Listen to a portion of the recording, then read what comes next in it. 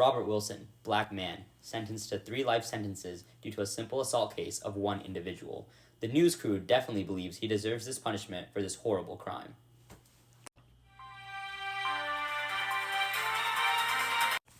Oh wait, there is no breaking news, because torpid crime is not discussed on local news and is instead pushed under the rug. However, did you know that corporate crime causes more harm, including death, injuries, and cost each year than street crime?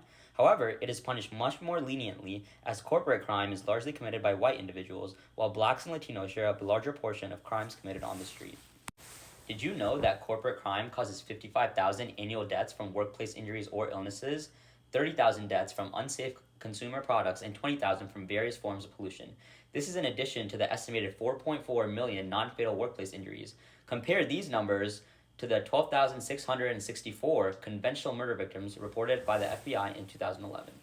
Another common misconception is that corporate crime lacks the intentional wrongdoing seen in street crime. For instance, Ford knowingly chose not to correct a fatal flaw in the Pinto's rear-mounted gas tank to save $11 per vehicle, despite being aware it could catch fire in collisions. Executives calculated that paying lawsuit settlements would save them $87 million than the safety upgrades, leading to multiple fatalities. Street crime, on the other hand, is understood as violent, one-on-one confrontation with a stranger, as well as nonviolent offenses like burglary, larceny-theft, and auto theft. In terms of both victims and offenders, these are typically like crimes of the poor and people of color. The United States also punishes street crime severely, with sanctions that are much harsher than any other place.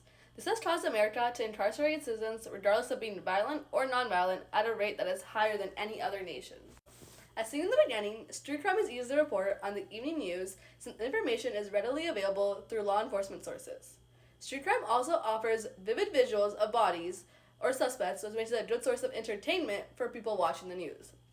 Also, news stories regarding virtually all street crime have disproportionately featured African Americans. One study suggests that crime news script is so racialized that viewers imagine a black criminal even when there isn't one. Through this, I hope you guys understand the dangers and importance of corporate crime.